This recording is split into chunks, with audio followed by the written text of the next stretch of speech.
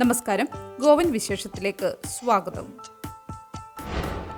ഗതാഗത നിയമലംഘനങ്ങൾക്ക് ചെലാൻ നൽകാൻ ഇനി മുതൽ ബോഡി ക്യാമറ ധരിച്ച ഉദ്യോഗസ്ഥർക്ക് മാത്രമേ അനുമതിയുള്ളൂവെന്ന് മുഖ്യമന്ത്രി പ്രമോദ് സാവന്ത് വെള്ളിയാഴ്ച പറഞ്ഞു.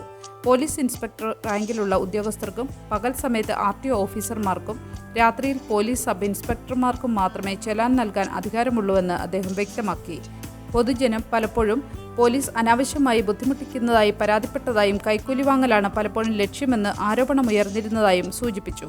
പോലീസ് ഇൻസ്പെക്ടറിനേക്കാൾ താഴ്ന്ന റാങ്കിലുള്ള ഉദ്യോഗസ്ഥർ പണം ആവശ്യപ്പെട്ടാൽ ഡ്രൈവർമാർ അവരുടെ ഫോട്ടോ എടുത്ത് ഗോവ പോലീസിന് റിപ്പോർട്ട് ചെയ്യണമെന്നും അത്തരക്കാർക്കെതിരെ ഉടൻ സസ്പെൻഷൻ നടപടിയുണ്ടാകുമെന്നും മുഖ്യമന്ത്രി പറഞ്ഞു. ഗുരുതരമായ നിയമലംഘനങ്ങൾക്ക് വാഹനങ്ങൾ തടയാൻ ഉദ്യോഗസ്ഥർക്ക് അനുമതിയുണ്ടെങ്കിലും ചെലാൻ നൽകാൻ അവർക്ക് അധികാരമുണ്ടാകില്ലെന്നും അദ്ദേഹം കൂട്ടിച്ചേർത്തു.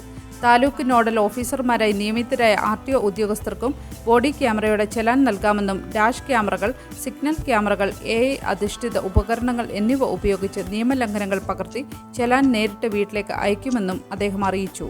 അഴിമതി തടയാനും യാത്രക്കാരുടെ ബുദ്ധിമുട്ടുകൾ കുറയ്ക്കാനുമാണ് ഈ നടപടിയെന്നും മുഖ്യമന്ത്രി വിശദീകരിച്ചു.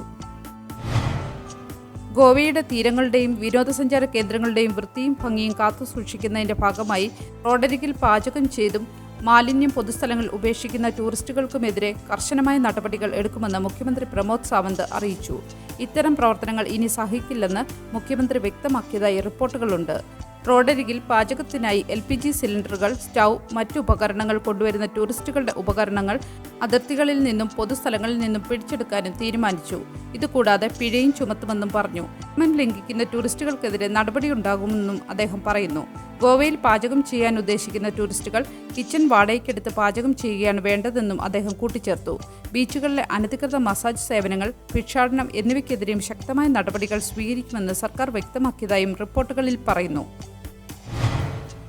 ബോംബെ ഹൈക്കോടതി ഗോവ ബെഞ്ച് വിദ്യാഭ്യാസ ഡയറക്ടർ പുറത്തിറക്കിയ പുതിയ അക്കാദമിക് അറിയിപ്പിനെതിരായി രക്ഷിതാക്കൾ നൽകിയ ഹർജി തള്ളി.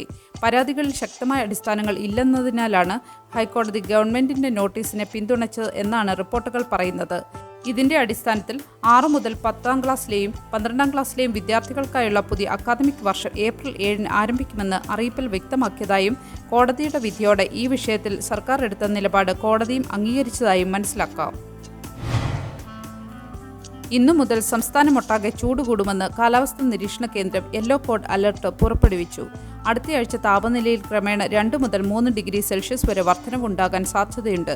ഇന്ന് നോർത്ത്, സൗത്ത് ഗോവയിലെ ഒറ്റപ്പെട്ട പ്രദേശങ്ങളിൽ നേരിയ മഴ പെയ്യുമെന്ന് കാലാവസ്ഥാ വകുപ്പ് മുന്നറിയിപ്പ് നൽകി. അടുത്ത 24 മണിക്കൂർ തെളിഞ്ഞ ആകാശം കാണപ്പെടും. പരമാവധി താപനില 35 ഡിഗ്രി സെൽഷ്യസും കുറഞ്ഞത് 26 ഡിഗ്രി സെൽഷ്യസുമായിരിക്കും. നല്ലൊരു ദിവസം ആശംസിച്ചുകൊണ്ട് ഗോവൻ വിശേഷത്തിന്റെ ഈ വീഡിയോ ഇവിടെ പൂർണ്ണമാകുന്നു.